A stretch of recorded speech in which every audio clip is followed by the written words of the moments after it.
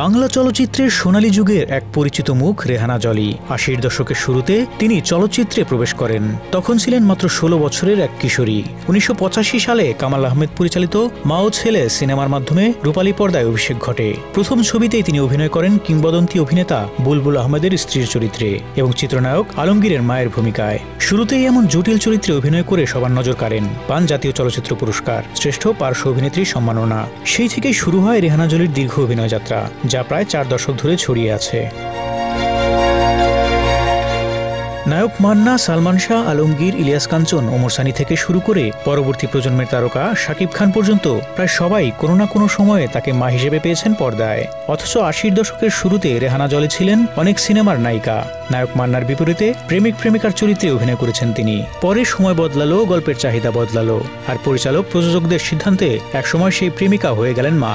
বিষয়টি নিয়ে মান্না একবার বলেছিলেন, রেহানা জলি এক সময় আমার প্রেমিকা ছিলেন, পরে মা হয়ে গেলেন। প্রেমিকার সঙ্গে কিভাবে মা ছেলের ড্রামা করব সেটাই বুঝতাম না, তবে এতে ওর কোনো দোষ নেই, পরিচালক প্রযোজকরাই এমন চরিত্র দিয়েছেন। অভিনয় জীবনের প্রথম দিকে রেহানা জলি প্রায় ৪০টির মতো সিনেমায় নায়িকা বা কেন্দ্রীয় চরিত্রে অভিনয় করেছেন। কিন্তু ৯০-এর দশকে এসে বাংলা সিনেমার ধারা বদলে গেলে রেহানা জলিও চরিত্রাভিনেত্রীর পথে হাঁটেন। তখন থেকে তিনি হয়ে ওঠেন সিনেমার মা। দর্শকরা এতটাই অভ্যস্ত হয়ে পড়েছিলেন তাকে মা হিসেবে দেখায় যে বাস্তব জীবনে সবাই তাকে মা বলেই ডাকতেন। সেই চরিত্রে তিনি এতটাই বিশ্বাসযোগ্য হয়ে উঠেছিলেন যে পর্দায় তার কান্না আর মমতায় এক প্রজন্ম কেঁদেছে। তিনি সবচেয়ে বেশি শাকিব খানের মায়ের চরিত্রে অভিনয় করেছেন। কিন্তু সময়ের সঙ্গে সঙ্গে সবকিছু বদলে যায়। যিনি সারা জীবন সিনেমায় সন্তানদের আগলে রেখেছেন, সেই রেহানা জলি এখন বাস্তব জীবনে ভীষণ একা। গত ৪ বছর ধরে তিনি অভিনয় থেকে সম্পূর্ণ দূরে। শারীরিক অসুস্থতা তাকে গৃহবন্দী করে রেখেছে।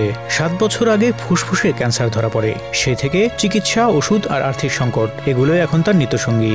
কিছুদিন সুস্থ থাকলেও এখন আবার স্নায়ুর জটিল সমস্যায় ভুগছেন। নিজেই বলেছেন, আমার এখন নার্ভের সমস্যা, বসলে উঠতে পারি না, আরও নানা জটিলতা আছে। সব মিলিয়ে মানসিক অশান্তিতে আছি। তিনি এখন থাকেন ইস্কাটনের গাউসনগর এলাকায়, তার মেজ বোন লাইজুর বাসায়। কিন্তু সেই বোনেরও 2টি কিডনি নষ্ট হয়ে গেছে, নিয়মিত ডায়ালাইসিস করতে হয়। রেহানা জলি বলেন, আমার বোনের আছে বলেই বেঁচে আছি, ওরা যদি না থাকতো আমি হয়তো আজ বেঁচে থাকতাম না।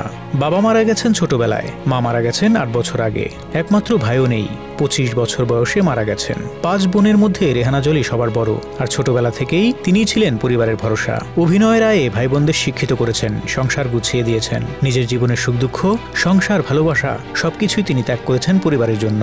বিয়ের কথা কখনো ভাবেননি, বলেন তিনি। ভাই বোনদের মানুষ করাটাই ছিল তার জীবনের লক্ষ্য। চিকিৎসার টানাপোড়েন এখন তার জীবনের সবচেয়ে বড় লড়াই। ফুসফুসের ক্যান্সারের চিকিৎসার জন্য সাবেক প্রধানমন্ত্রীর দপ্তর থেকে 25 লাখ টাকা সহায়তা পেয়েছিলেন। সেই টাকায় চিকিৎসা চালিয়েছেন, কিন্তু খরচ ছিল মাসে 30 থেকে 50 হাজার টাকার মতো। একসময় ঋণও করতে হয়েছে। এখন বোনদের সহায়তায় চলছে চিকিৎসা, কিন্তু তাদেরও সামর্থ্য ফুরিয়ে এসেছে। জীবনের শেষ প্রান্তে এসে রেহানা জলি এখন সিনেমার প্রতি ভালোবাসা, মানুষের উদাসীনতা আর নিজের লড়াই নিয়ে ভাবেন। বলেন, কি করলাম জীবনে? 400 সিনেমায় অভিনয় করলাম, সবকিছুই কি তাহলে মিথ্যা? এই জগতে দেখছি কেউ কারো নয়, এমন জীবন তো চাইনি। Desk report, Dhaka express.